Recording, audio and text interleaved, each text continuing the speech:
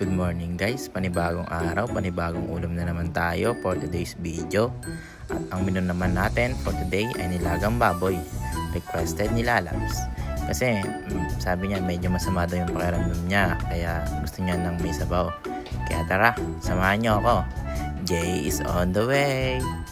At pumunta na nga pala ako sa bagong bukas na palengke para mamili ng mga gagamitin nating ingredients para sa ulam natin. At kung alam mo tong lugar na to, comment mo naman kung saan to. At pagpasok ko nga pala sa palengke ay rumekta na agad ako sa bilihan ng karne para bumili ng baboy na gagamitin natin. At ayan nga pala yung nabili natin, worth 75 pesos lang yan guys. At bumili na rin ako ng gulay na gagamitin natin, ang mga rekado para sa nilaga.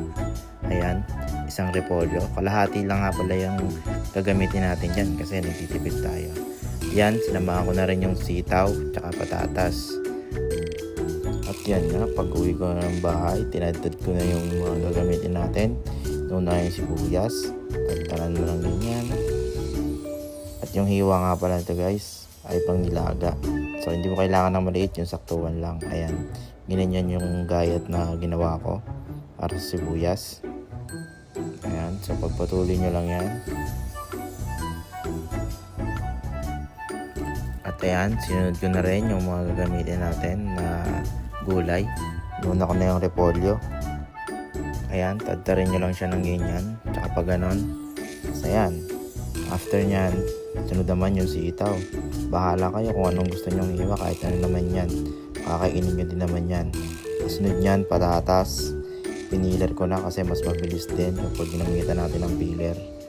Tsaka hindi rin aksaya kasi minsan pag kutsilyo yung ginagamit natin, kumakapal yung hiwa. Sayang naman sa mahal ng presyo ng bilihin ngayon, di ba? So ayan, kaya ginamitan ko ng peeler. So yun nga guys, pagtapos nun, hugasan nyo yung baboy.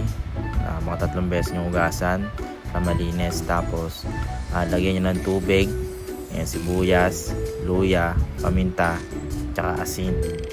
Tapos pakuluan nyo lang hanggang lumambot yung baboy at tsaka manuot yung lasa ng sibuyas tsaka luya, kasi yun yung nagpapasarap doon.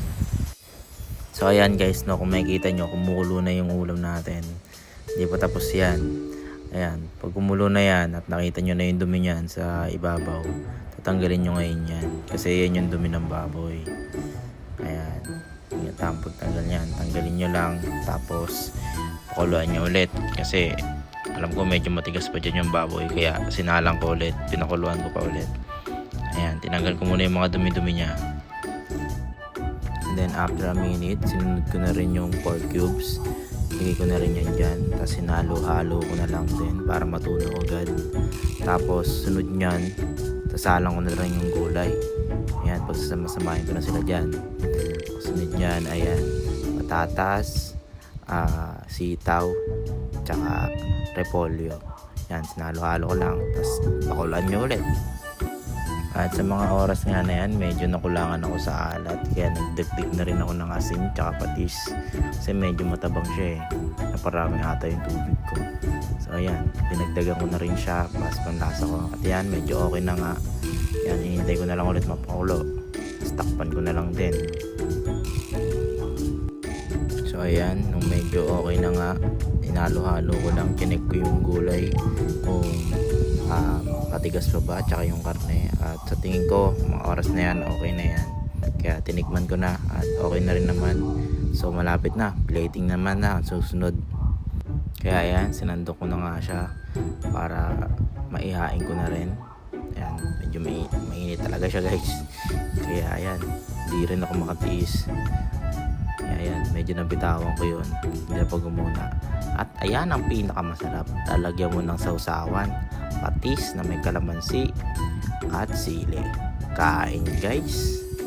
At yun na nga, doon na nga nagtatapos ang ating video. Maraming salamat sa panonood. Ingat.